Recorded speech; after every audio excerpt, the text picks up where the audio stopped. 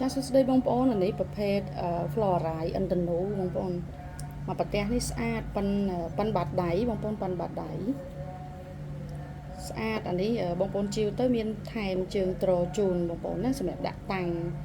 ទៅស្អាតអានេះប្រភេទត្បូងតាំងហើយមានសាច់កន្លែងនេះរៀងឡតដែរបើសិនជាបងប្អូនចង់ឆ្នៃក៏ឆ្នៃបានដែរតែនេះណាបងប្អូនចាហើយមកចាហៀងនេះឡាំបៀឡងកាត់វាឡាំបៀឡងស្អាតហើយមកចាហៀងទៀតទុកបែបធម្មជាតិបងប្អូនមកចាហៀងនេះទុកបែបធម្មជាតិហើយស្អាត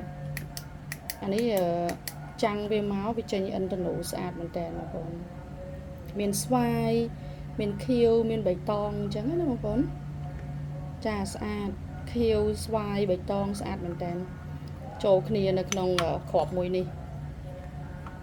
ហើយធានាជូនបងប្អូនប្រភេទធម្មជាតិចាធម្មជាតិបងប្អូនចាប់អារម្មណ៍អាចឆាតចូល page បានអានេះមានមកគ្រាប់បែបឡាំបៀមកចាហៀងធម្មជាតិមកចាហៀងបងប្អូនណាចា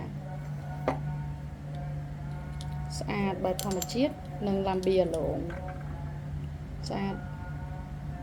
អរគុណច្រើនបងប្អូនអាចឆាតចូល page បានសម្រាប់តម្លៃពិសេសជូន